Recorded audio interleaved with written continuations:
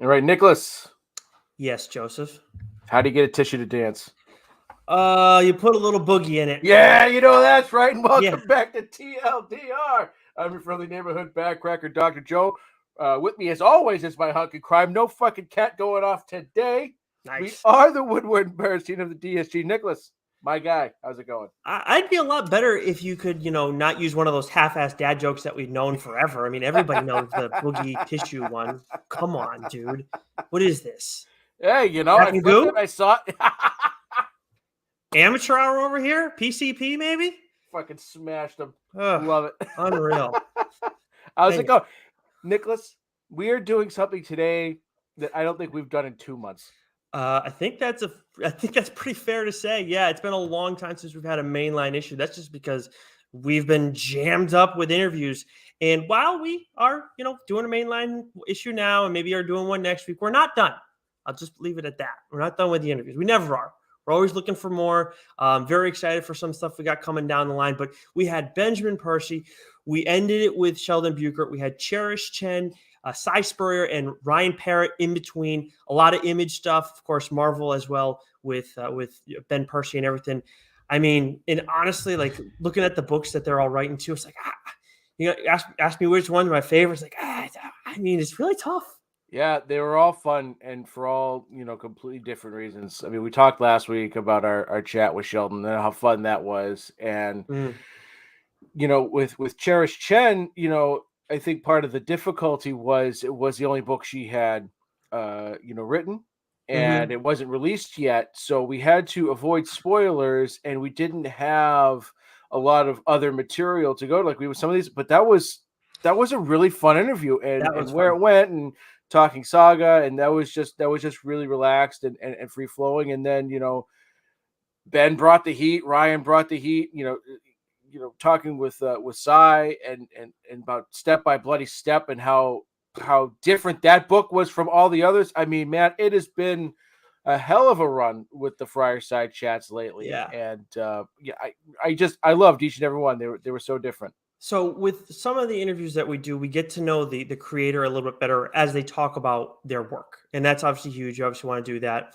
But with Cherish, you brought her up. To me, that's one where it's like we just got to know her. We got to know the human being Cherish Chen. And that was, like you said, it was special. I don't know if with John Boy and with Sheldon, we kind of get that experience too, because they're artists as much as they do have, especially with John Boy, he had his own interior work, but with Sheldon a little different with the cover art. But with Cy, I think when we look at like interviews that enhance the reading experience, because that's something that, I hope that we kind of accomplish every time. I enjoy talking to people, learning about the creative process, all these different things.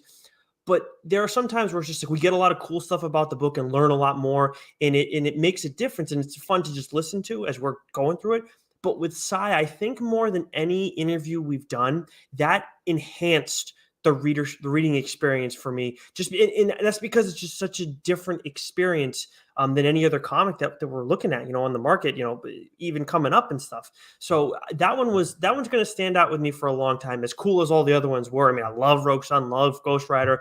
We're going to talk about some Wolverine stuff in a little bit too, but that was different than any other interview we've had so far, more so than any others. Well, it was like we were getting a behind the scenes look at the book. Like we were getting like the script, because there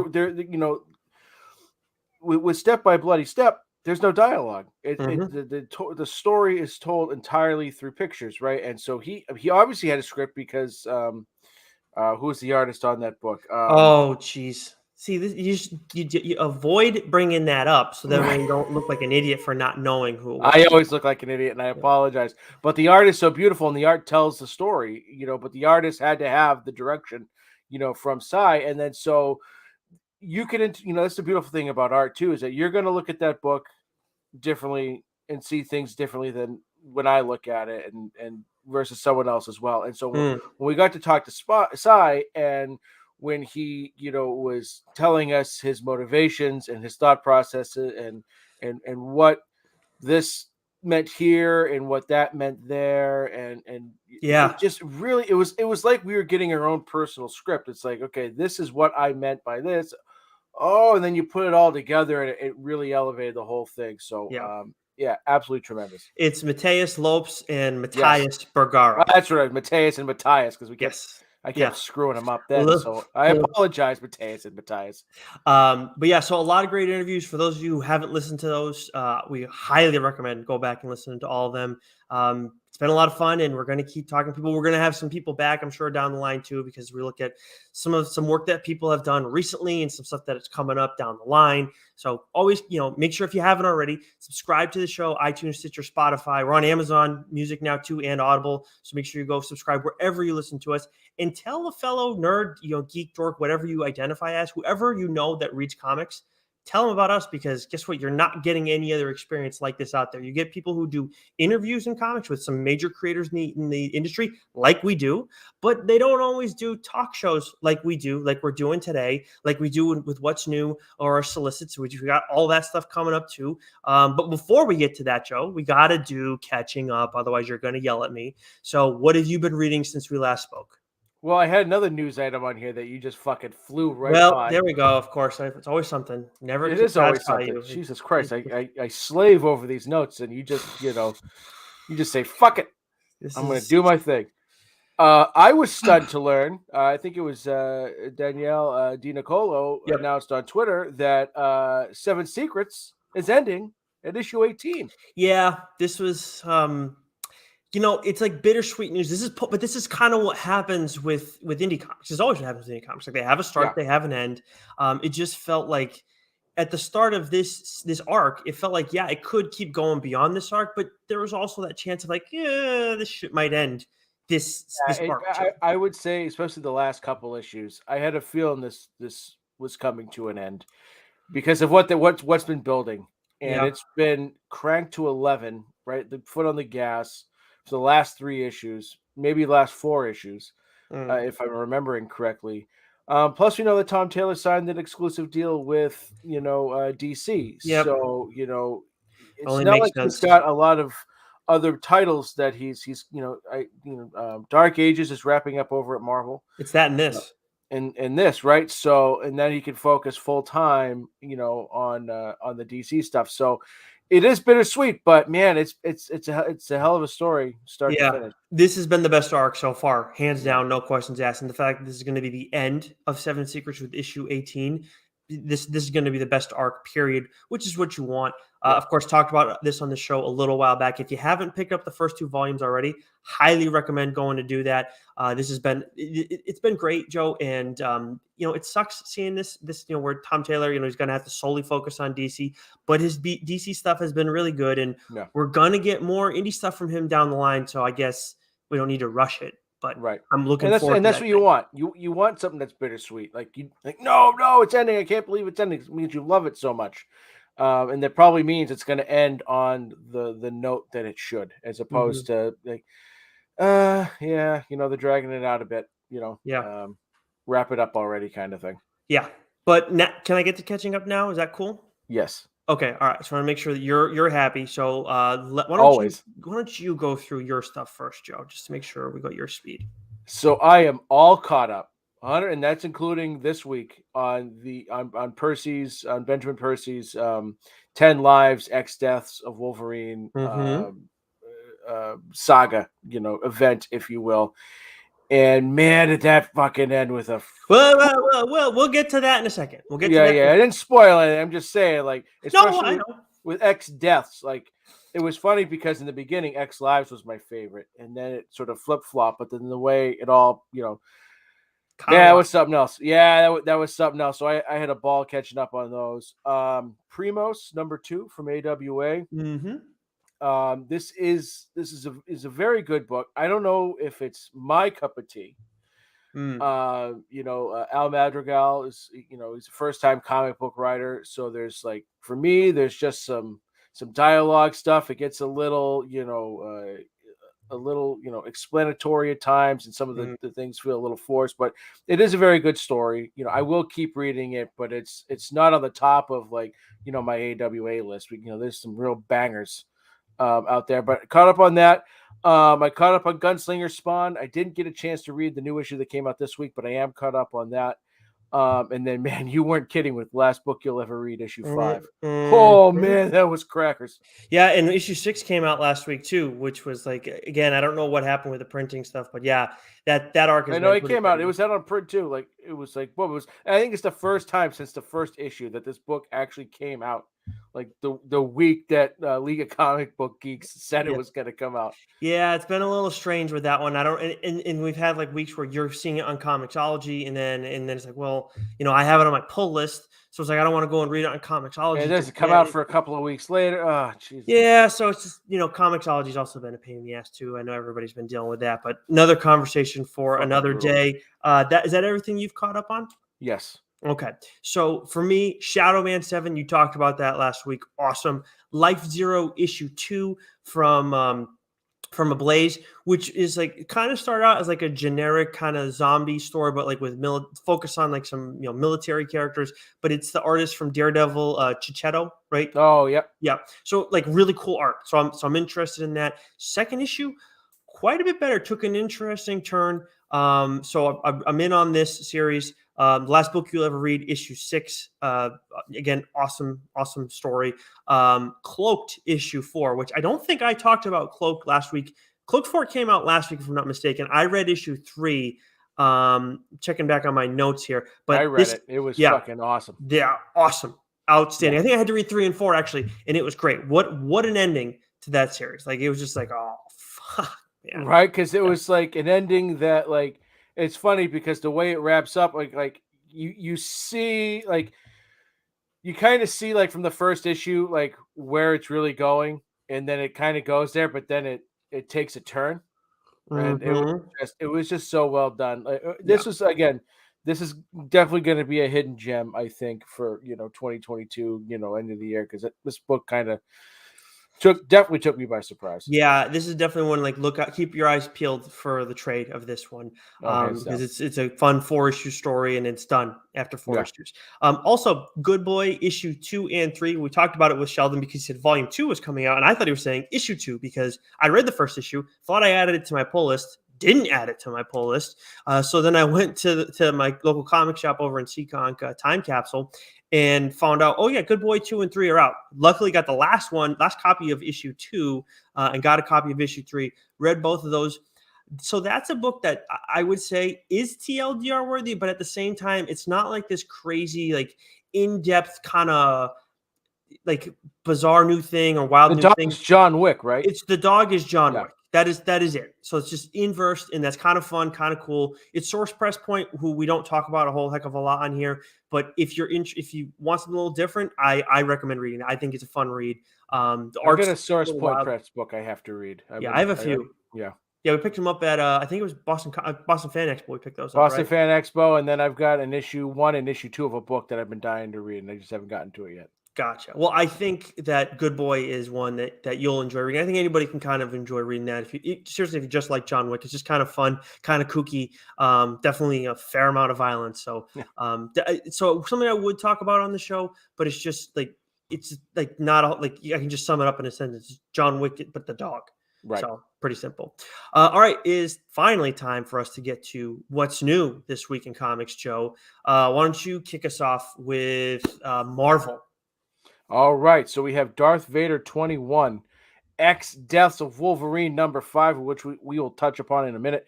Iron Man 18, Devil's Reign X-Men number 3, Venom Lethal Protector number 1, Devil's Reign Villains for Hire number 3, Shang-Chi number 10, Wolverine Patch number 1, Savage Spider-Man number 2, and Elektra Black, White, and Blood number 3. Nicholas, which one would you like to talk about first? Well, I just would like to say I read Venom Lethal Protector and it was fine. Like it's definitely it's more of the character's past, but I'm going to start us off with, we got 2 Wolverine books. We got to talk about both of them. Wolverine Patch issue 1. Are you going to read this? Do you want to claim dibs? I haven't read it yet. I already read it. No, I'm definitely not claiming dibs on this. So I reviewed this for Geeks Worldwide. That's up right now, available for everybody. Came out on Monday. This Wolverine Patch issue 1, gave it a 7 out of 10. Really just kind of, and I know it's Larry Hama coming back and writing the character and everything. I just didn't do much for me. A big part of the problem that I cited in the review was there's a point, Joe, like, I'm the first person to say, like, yeah, we don't need narration in the story. I'm fine with it. But there's a point where Wolverine's talking, and it's like, these are definitely things you're not going to vocalize. These are definitely just things that, like, you would say to yourself in your head. And it felt weird for me to see the character doing that. We're talking about a patch story, and it's separate from Koa and everything. I definitely want something more grounded. It is that, but it also just kind of felt like, okay, whatever. Like, it just didn't do a whole heck of a lot for me. So I will probably read the second issue. I did like the art quite a bit. I think it's only 3 issues, but like, we get the review copy, so it definitely makes a difference. I will report back on it if it takes a turn, but I just think, like, when you're talking about buying it, I'm not sure about that. Gotcha. Okay, good, good. Saves me some time. I can read something else. Now, what about X Deaths of Wolverine issue 5? I think so. We gotta. We've been waiting for this, to happen. Ben talked about how this is the Ultimate Wolverine story, and I'll tell you what, it's not just the Ultimate Wolverine story. This has some serious friggin' ramifications on the X-Men universe and everything. Yeah. I mean, the end of that issue, I'm thinking too. We have one character who's narrating, through more of X Deaths, but like, I kind of got confused with the narration at the end there. But then you see, like, that final image is like, oh, all right. Yeah. Well, yeah. Percy wasn't fucking around when he said that this is a game changer. This was a game changing event. And I'm glad that, I had you had told me to read Inferno beforehand. You're and welcome. I did, because it was very important. And we've got the news about the new Hellfire Gala series coming out. And so, like, everything's tying together, because Marvel's been doing this thing now for a while, where at the end, of their, one of the back pages of their issues, especially on these big mainline, they'll tell you, like, the order of the books that they're coming out and the importance that they have in that particular storyline. Maybe do that with Devil's Reign too. I don't know. Yeah. I don't know. I've given up on trying to read the side stories to Devil's Reign, but there's X-Men, and then the a lot of stuff. This was a very impactful book, very impactful story. The ramifications are going to have massive ripple effects, and I loved that throughout this series they tied it back into the original House of X Powers of 10. Right, which was like 2 years ago now. Like, it's okay. It's bringing it back to that, and so X-Men's on fire right now. Wolverine's on fire. Percy's on fire. I'm loving it again. It's absolutely fantastic.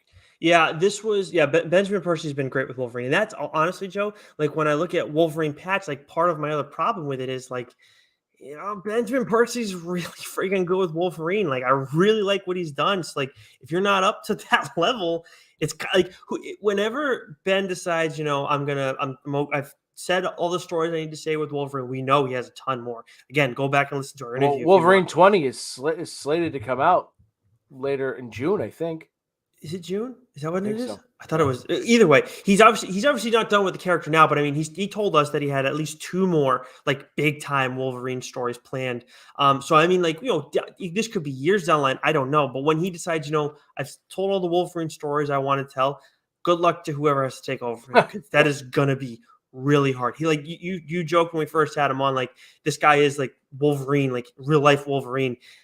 I mean, aside from the violence in the adamantium skeleton, like, just by the way he writes the character, you can tell it's wild. So, a lot of action in this event. Serious ramifications for the X-Men universe. If you've read House of X and Powers of 10, and Inferno, but not anything else, you'll probably miss some things here and there, but you'll still be able to, keep pace, and have an idea of what's going on throughout this whole event. But a lot of fun, and I can't wait to keep reading Wolverine with Ben on the title. From DC this week, of course, we have Task Force Z issue 6, Harley Quinn 13.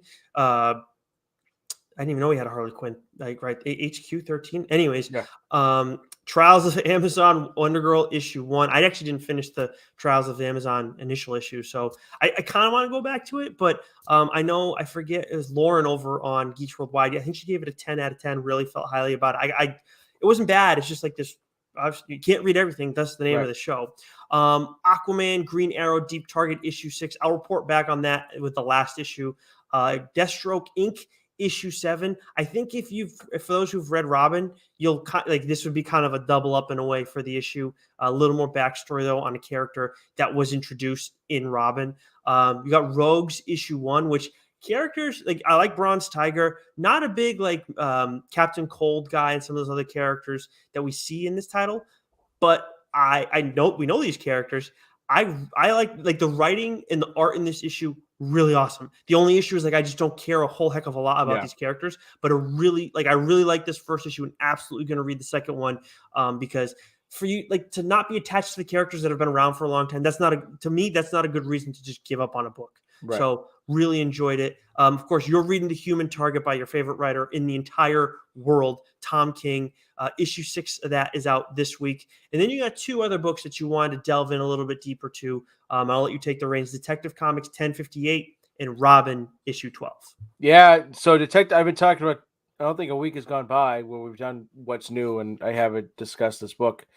It's just been really good. And we finally get like Batman plays a pretty big role in this book, and it looks like he's going to be playing more of a role going forward. So the recent storyline that's been going on, it has come to a conclusion, and they're setting up the next step. And surprise, surprise, Riddler is being teased for the next arc, story arc for the Detective Comics series. So Mariko Tamaki's been nailing it, and while I miss Dan Mora's art on this, the new artist has been killing it, and it's been a lot of fun. Do you know who the new artist is, Joe? Not okay.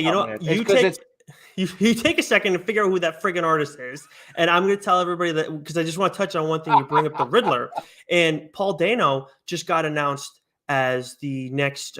He's going to be writing a Riddler story, and shame on me because I don't have the artist's name. I will find it after Joe finds this artist, but. DC announces that Paul Dano is going to write this, which is cool and everything. But and shame on me for not noticing it right away too. We don't hear who the artist is right away for this like year 1 or year 0 Riddler story that we're going to be getting. I'm going to read it still because Paul Dano's writing it and everything. But I mean, how do you not do that when you're DC? Like I just don't understand how artists get so like the disrespect that they get in this industry sometimes is just remarkable. Yeah, and I'm going to butcher this artist's name because they're new to me, and Amanke Nulapen, I believe. Okay. And I probably butchered the hell out of that, but it's very Mora-esque. It's along the same vein, so there's a similar vibe to it, which is great. But the art's been great. Tamaki's writing has been phenomenal. Like, and what's going on, you could read Detective Comics 1059. That could be the first time you ever read it. And you'll be okay because that's just kind of how the last story arc just ended. And Tamaki always does a good job at sort of filling in the readers without hitting them over the head with it. So that's been really good. I'm enjoying that. And then Robin 12. So Robin 11, ended. Spoiler. The book's been out plenty of I think you're fine. Yeah. So, he's been on, Lazarus Island, right? And he steals some of the Lazarus juice. And the last panel of issue 11 is him standing over Alfred's grave. Yep, that's right. Yep, you told me this. Yep. And so I'm thinking, is this now how they're going to bring Alfred back? And we know that Zdarsky is going to be taking over Batman. And so, are they going to bring Alfred back? And so this was a tremendous issue. A lot happened in this issue. Some game-changing stuff happened in this issue, and it continues to. It was weird because it did one of those things where it was like, story picks up, and then it named a new series that's coming out. So I'm like, was this the end of Robin? And now they're shifting focus to this new book. But it looks like there's going to be more issues of Robin coming out. So nice. It's not over. So thank God, because I'm enjoying the hell out of it. It's been one of my favorite books. Williamson, yeah, you've been saying that since the start. And I got to give this series a look. To circle back on what I had said before, the artist for that Riddler book is going to be Subik Stevan.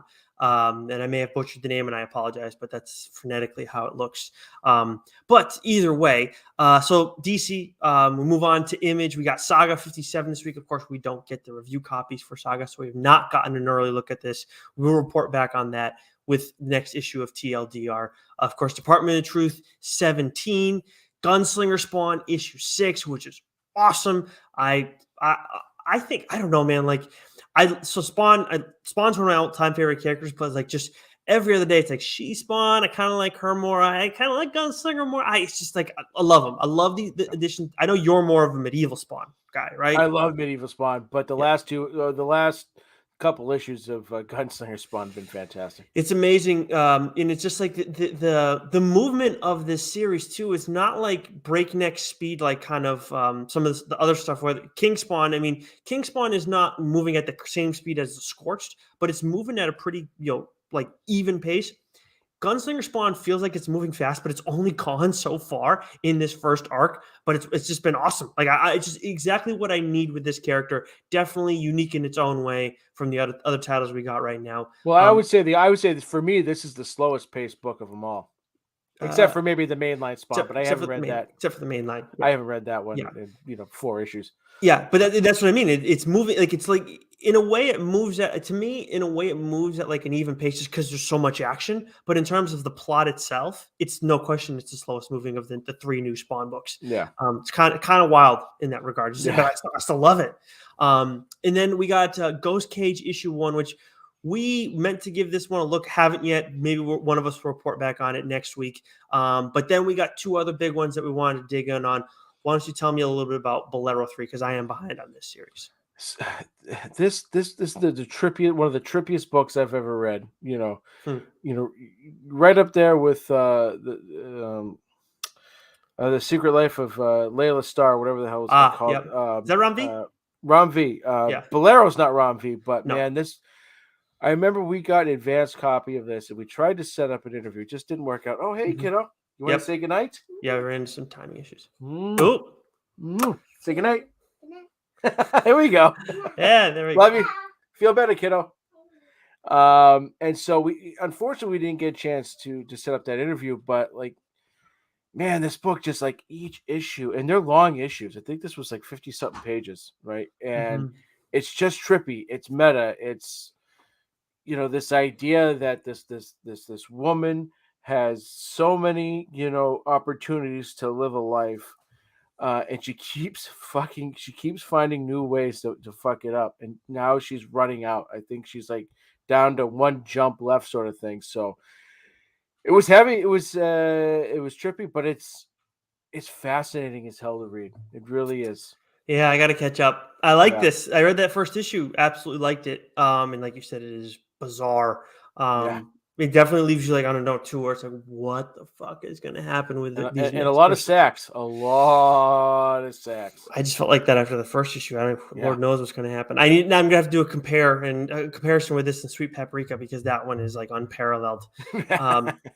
But then the other book we got from Image this week, and I haven't thought about like the comic of the week yet, because still got to read Saga as well every week. That's out. That's like it's that book's week to lose. Like it's the title for Saga to lose or whatever. You know what I mean?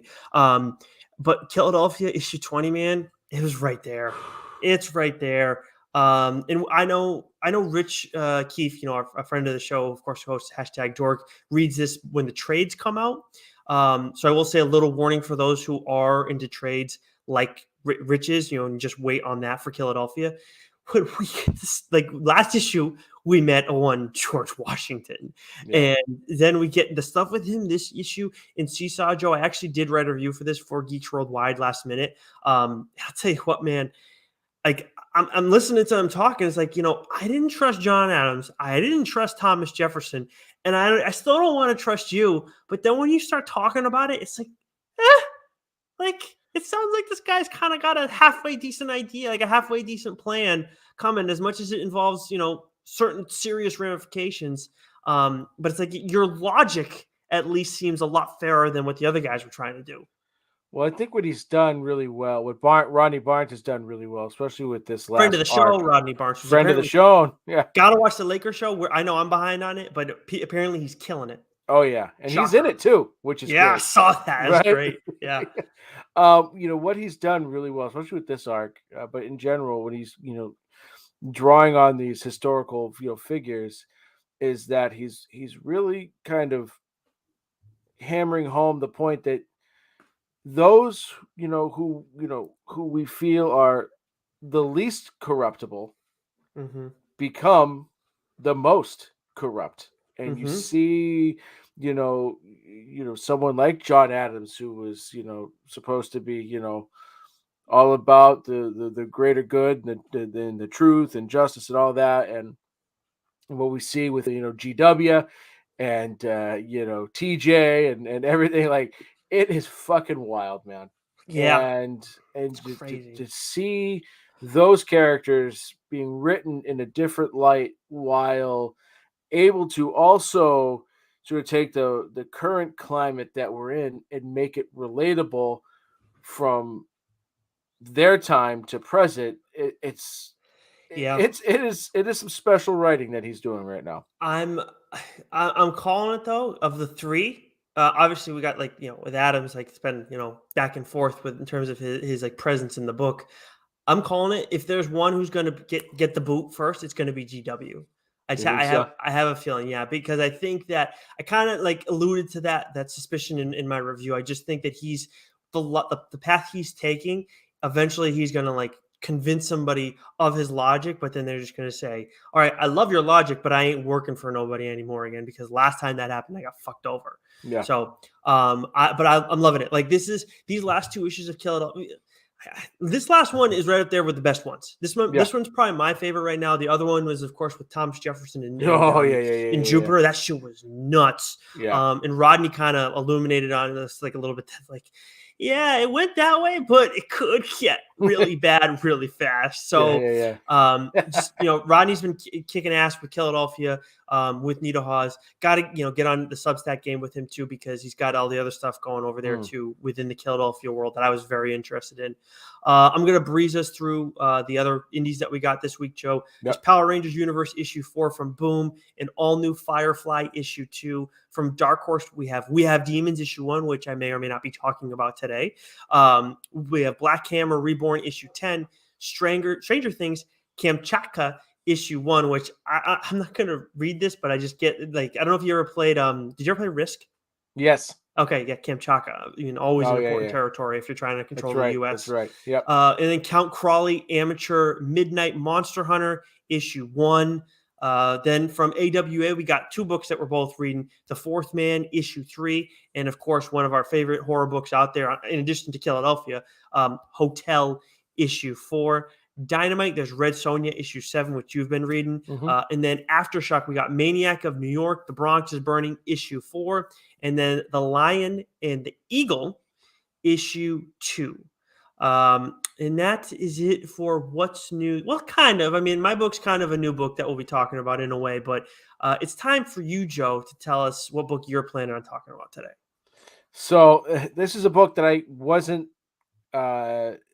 I wasn't planning on talking about up until about 2 weeks ago, because I had to catch up on it. And when I first read it, I figured it would probably be a TLDR book, but it really wasn't until I finished the 5th issue, and that is Mazebook by Jeff Lemire. And I wrote image here, but it's from Dark Horse Comics. I don't know what the fuck I was. It's a force of habit. He's got the exclusive deal now too, so he's going to be doing only image stuff. So Mazebook from Dark Horse Comics, written and drawn, all the art by Jeff Lemire. And for those watching, you can see classic Jeff Lemire style art, and letters by Steve Wands. So this was only a 5-issue story, and it was perfectly contained within those 5 issues. Before you go further, I want everybody to know, whether you're just tuning in on the stream or if you're listening in your car, whatever it is, on audio version, Joe, this book moved Joe before he says anything. Like, he texted me about this book, kind of alluded to it in a recent episode. This book's a big deal for Joe. Like, I want to just let everybody know that now. I am dying more than maybe any other book that you've talked about to hear how you feel about it. Not because I'm dying to go read it, but because I want to know why this is so important to you. So please continue. I mentioned it on Twitter a few times. I legit cried when I was describing this book to Meg. It was one of those books where, as soon as I finished it, it hit me like a sack of bricks. It like Lemire has done before, like he did with Royal City, and like Sean Lewis's letter that he wrote at the end of Bliss. Like, there's certain things, like, or movies you watch or songs that you hear that just hit you like a sack of bricks. And Mazebook did that for me. So Synopsis: a lonely building inspector still grieving the loss of his puzzle-loving daughter receives a mysterious phone call one night from a girl claiming it's her and that she's trapped in the middle of a labyrinth. Convinced that this child is contacting him from beyond this world, he uses an unfinished maze from one of her journals and a map of the city to trace an intricate path through the different plane of reality on an intense and melancholy adventure to bring his daughter back home. Okay. So, right, we from that we get a father is grieving and he's lost a child. So, like, again, I think this is one of those books, that is going to affect a certain reader more than others. You more than me. Yes, right? Because I have kids. Violet and well, that you know of. I am much smarter than our pal Billy D. I know how to. No, that's not an issue. And Mac, for that matter, too. I'm not going to let him skate on this one. But it's gonna hit those with kids differently. It just is, because there is something about having a child that is the most wonderful and the most terrifying thing all at the same time, right? And can't wait, because you love them unconditionally and you're fucking afraid of everything. You're afraid that something's gonna happen to them because the thought is crushing, it's gutting.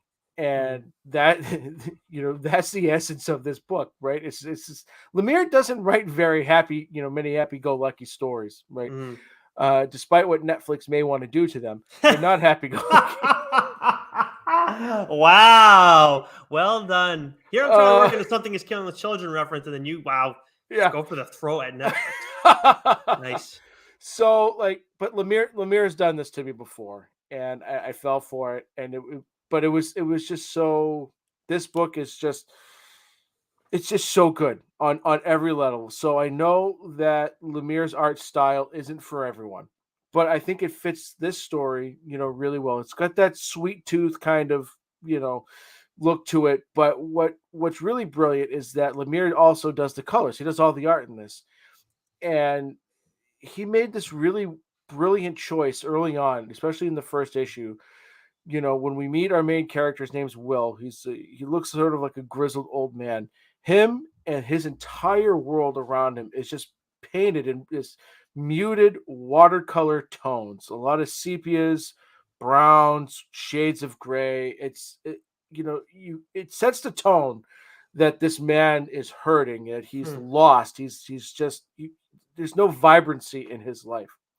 And the only bits of color that you get, through most of the issues is anything that's related to his daughter. When he's trying to recall memories of her face is blank, but he envisions her. He has this memory of her wearing this red sweater, and you get like these visuals of this strand of that sweater sort of being pulled from panel to panel as if it's leading him in a certain direction. There's a pen he uses when he's going through a notebook, and the pen is red, it was her, right? So like the use of color is very important in this, and sort of really, captures the emotional tone that he's setting in this story. And the main character is his, like I said, his name is Will, and he's in his 50s, and you get the sense he's lost everything. You find out, he lost his daughter when she was 11. You don't know how, you don't know of what or why or whatever. He's lost his wife. He's in a dead end job. He has no friends. He's literally a a character that has just he's lost all sort of functionality. It Wait, just his name's Will, not Bill. well well Well, okay, all well right. Just want to make sure. and Seems a ironic. little on the nose for us. Oh, Starting to realize why it's hitting you hey, so hard. that's my other quarterback you're talking about. Yeah. Okay. And so the only true thing that gives him any sort of purpose is his daughter, who happens to be named Wendy, who was the name of another character from Sweet Tooth, the little pig face girl from Sweet Oh Tooth, yeah, that's right. Wendy. And so the what you get from Will is that he misses her so, and he's afraid that he's going to start to forget her, right? As he's aging, it's Oh been a jeez. long time, and like I said, like any memory in the panels in the first issue that you see of her face is blank. He can't even remember the look of her face. Oh You God. just see like the red sweater that she wears. So he's just talking about loss and how just sort of meaningless everything is, but how he loves his daughter, how he misses his daughter, and how he's deathly afraid of losing her, not just losing her like physically when she Which yeah. all those years ago, but losing the memory of her. Like that's too much to bear. That's brutal, And dude. right, and so there's a lot of narration throughout this entire This makes perfect sense for that. right, but it works. And we talk about like like it's something like Spawn, we want action, we want the story to move at a breakneck pace. But for this, like, it's 5 issues, it's 90% narration. Mm-hmm. And as I've said time and time again, Lemire, when it comes to understanding like human emotions, like him and Lewis, Zadar, these guys get it. They're just on a different plane when they write characters like this. When it's coming from a very real, place. And so like you're reading the first issue and you're getting through it and you're like, you don't know really where it's going. You don't know what the story is going to be, and then it ends what the synopsis talked about. He gets a phone call. It's his daughter. He's convinced it's his daughter. He's convinced that she is not dead, that she is talking to him from possibly beyond or somewhere else, that she's trapped in this maze, and he is going to find her. Right. And so Mm-hmm. that's where this story then goes. A delusional old man obsessed, with finding his daughter because he, he's afraid of just losing her completely, like having her wiped from, his memory bank. And it Mm-hmm. was that moment at the end of that issue that's like that supernatural kind of, because it feels all too real, when you're reading it, and then you get like this like supernatural twist, like, okay, where is this going to go? That boom, claws are in, that's the hook, you're the fish, you bit it, he's pulled you, he's reeling you in now, and you're fully on board. The other thing too, just a little aside that you bring up, like that the way she gets reintroduced into the story, the character, like it's a phone call, it's her voice, like that is by all. Every time I hear people talk about like forgetting somebody, it's the phone call. I mean, the voice that you forget first with anybody. Yeah, So it makes perfect sense why he could, like, of course, he wants it to be her, and yeah, now and he probably forgot what her voice sounds like. Can't blame him after such a long period of time. So that's like, is a really, I think it's a really good choice on like Lemire's part, just in terms of storytelling aspect and like, I guess, like realisticness in a sense. yeah. It was it was like it was just perfect. So now Hmm. you're wondering, is she really dead? Like I said, is there something more, supernatural at play? Like, is this going to, be a quest, of him finding his daughter and bringing her back? Or is this a fool's errand? Like, you really don't know where it's going to go. And Hmm. so, what transpires throughout, the rest of this story, for the next 4 issues, it's a man on a journey, and he's on a journey of salvation that he doesn't realize he's on. Hmm. Right, he thinks he is, on a he's doing all this because he's going to get the only thing that matters to him back. He doesn't realize what it is that actually matters to him, though. Right, that's the existential brilliance that Lemire brings, with this story. And so, the way this book ends, the message, the discovery, I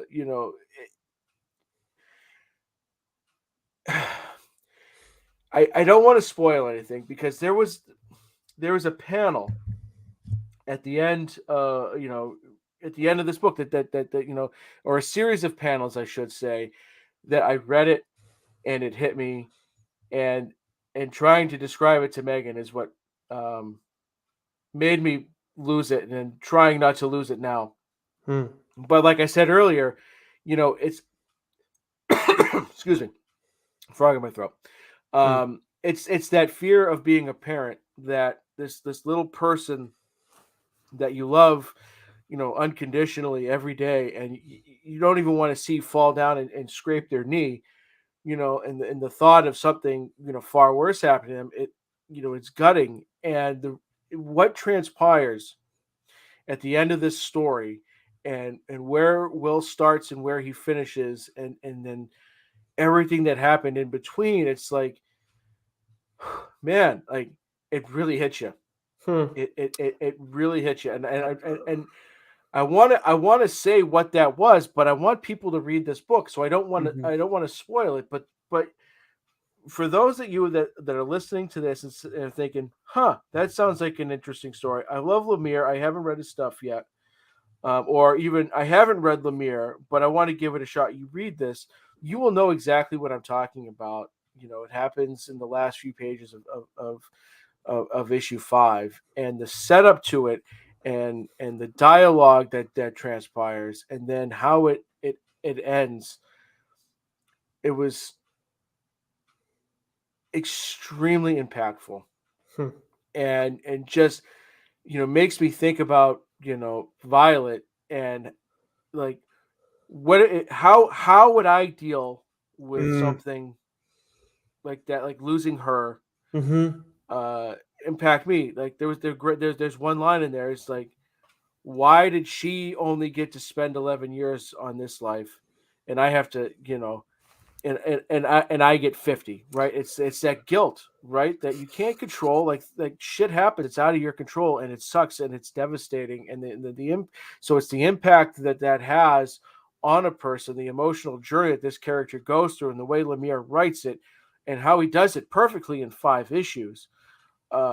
It's extraordinary storytelling. And I love the whole maze concept. Like, that is something that he shared with his daughter, and that is something that I share with my daughter. We were doing mazes today, for fuck's sake. Oh, geez. And puzzles. It's these little things that you do, that you share, and then when it's ripped from you, like, what do you do? And so, like, I know it sounds depressing as hell, but it is a brilliant fucking book. Yeah, I mean, that release that you get from it too. I mean, like, it's just I want to read it now, but I kind of want to wait till, like, I have kids of my own, which is, like, that's years away, so I probably won't wait that long. But it sounds like that maybe, like you said, I'll read it now and then read it again, however many years down the line, and maybe have a different perspective as I read it. But I will say that, for those of you who have read the book already, or if you go and read the series after, listen to Joe talk about it whenever the collected edition comes out, if you go pick up all the single copies, let us know at TLDR. Is it TLDR underscore pod? No, it's TLDR pod, right? Is our Twitter handle? Underscore pod. Either it's underscore it down here, does it? Oh, yes, it does. Right? Yeah, it does. But let us know if it's the panel, like what, if you think you have the right panel that got Joe. If you want to if you're worried about spoiling for people, you can just DM us. We have the DMs open.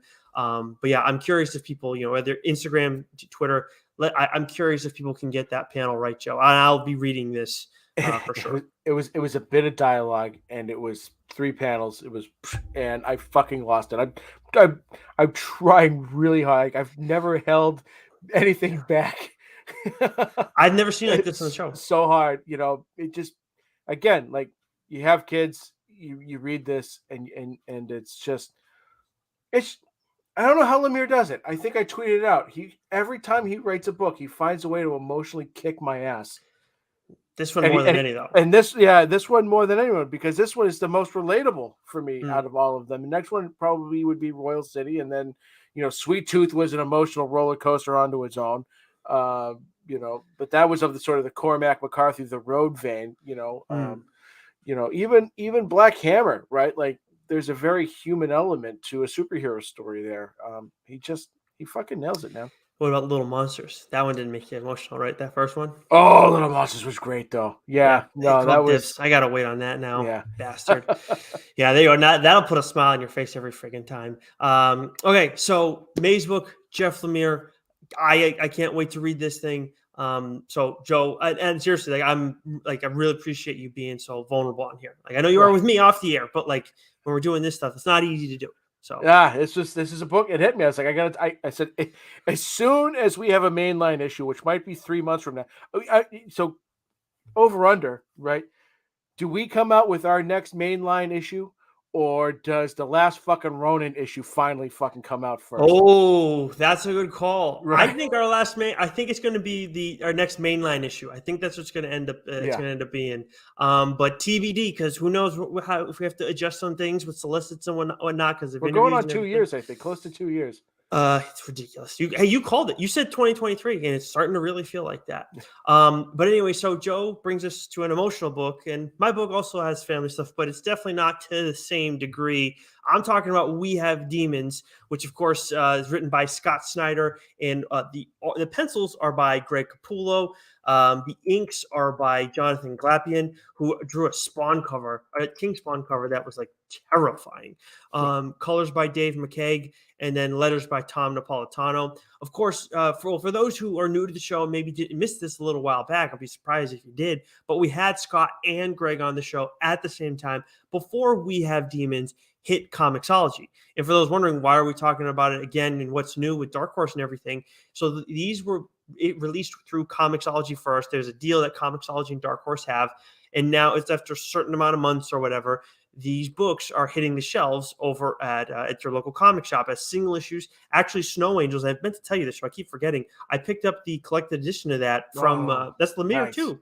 Yeah, Right? Yeah. So that's Lemire and Jock. That was available recently. Actually, it has an autograph, like an autograph print or whatever of hit from him and Jock in the cover. Which I'm like, do I give it to Joe? Do I not? I mean, he loves Lemire. Snow Angels is fantastic. You read that sumbitch.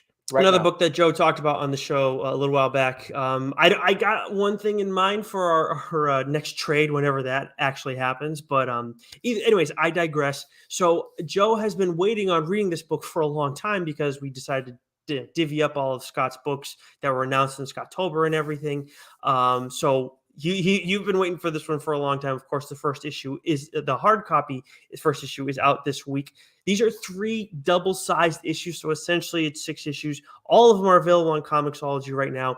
With the printed edition, because we did get a look at that one before this episode, before we recorded this rather, you get a note from Scott, which is kind of about best jacket and his plans going forward and everything. You get a little concept art too from Greg, and then you get a look at the entire first issue script too, which is kind of cool, especially for those who are really into, if you know someone who's interested in learning more about comics, or if you're just like a super fan and you want to get to look at what's going on between Scott and Greg. And, we've heard the stories from Greg himself about how he made fun of Scott years ago when they were first doing Batman, sending like these thick ass scripts to him and whatever. Not necessarily the same thing with We Have Demons, but the synopsis for the first issue of this series: the conflict between good and evil is about to come to a head when a teenage hero embarks on a journey that unveils a secret society, monsters, and mayhem. So kind of a generic synopsis, but I know on Change My Mind we say it quite a bit. If you got something good, especially if you got like some stars around it, and in the comic book industry, I mean, Scott and Greg are right there. You don't need to do too much to kind of sell this, especially when you got Greg's cover. I mean, you guys can see it behind me watching on the on our stream, whether it's Twitch, Twitter, or YouTube. Friggin', crazy shit. Now I'll talk a little bit more about his art in a second. The main characters that we get for this series, I'm just going to leave it to 2. We do have quite a different moving pieces involved in this, but we get Lamb, short for Lamisu. She is the daughter of Pastor Cashel Cullen. And we get Cashel Cullen. We get a wild introduction to this preacher. Like in the first few pages, it's just like, wait a minute, what?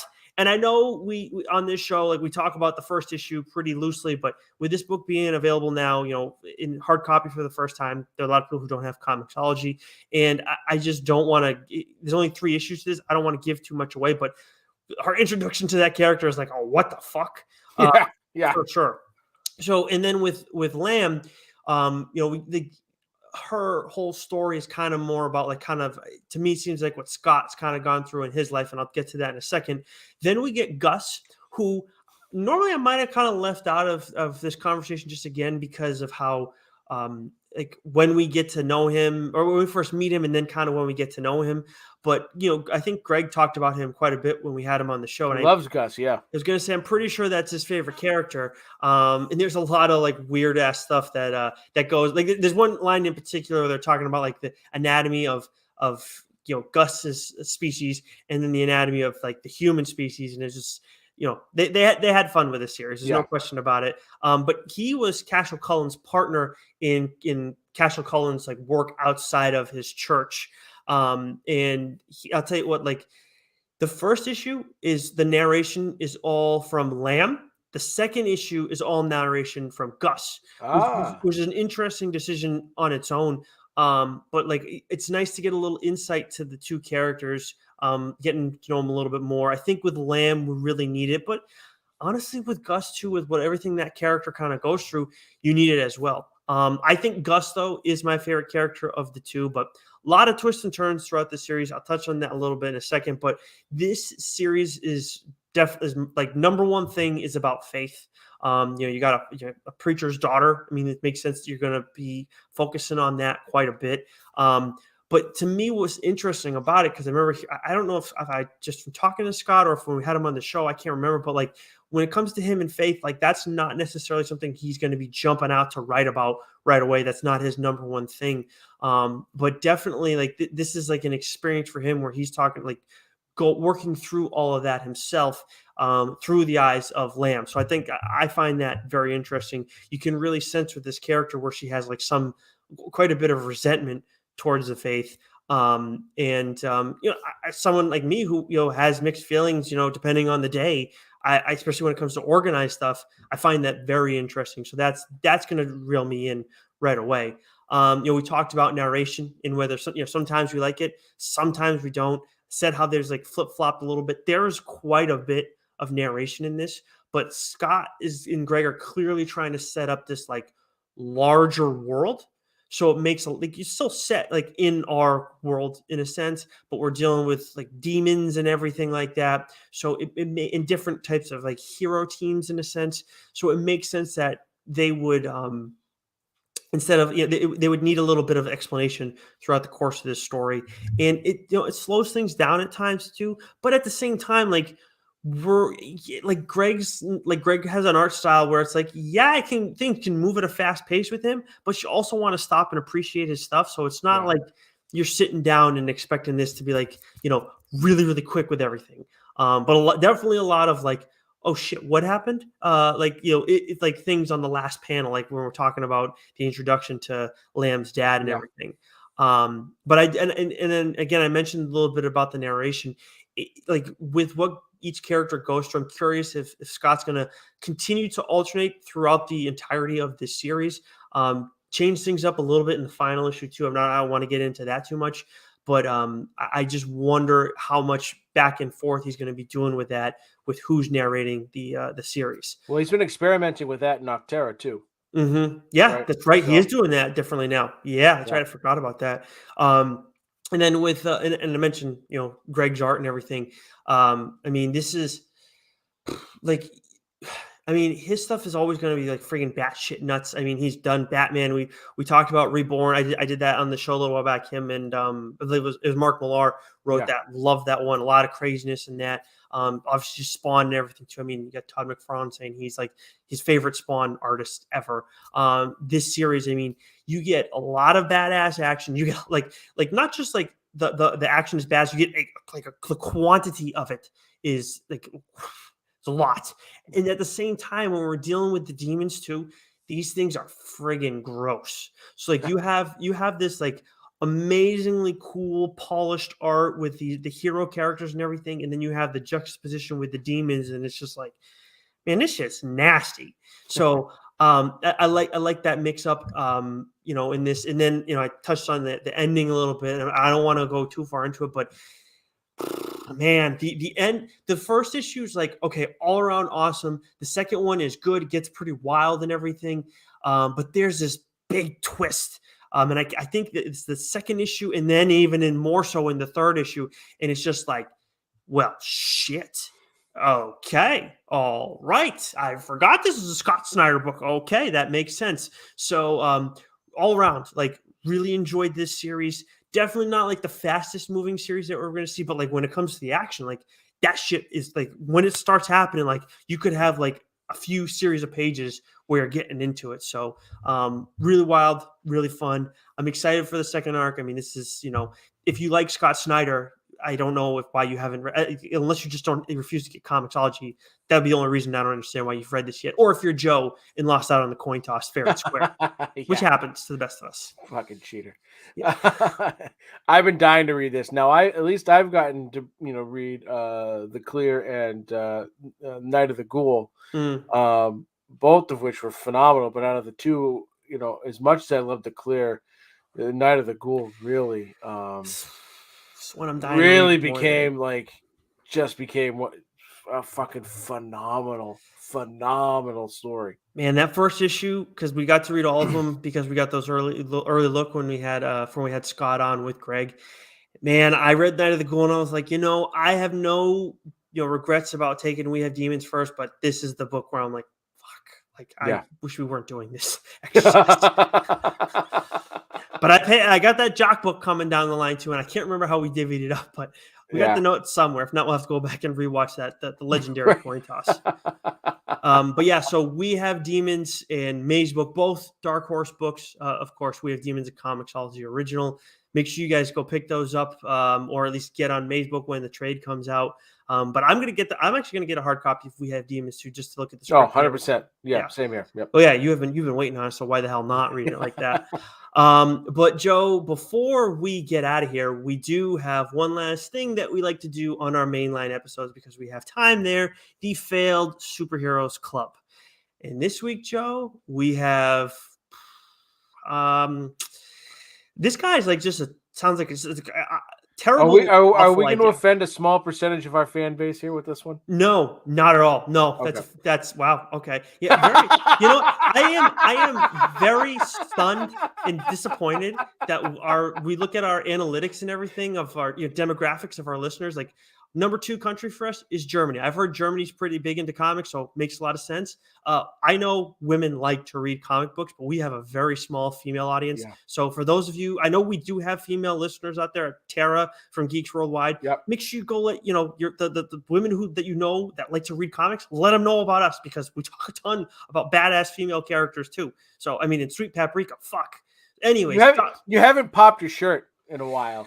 You might have to pop the top. For some of them, it's not going to help. So you know what I mean? Like you don't need to go and pimp me out like that, Joe. Freaking Rich Keefe bastard over here. Unbelievable. Anyways, Dr. Hormone is the character that we're talking about today.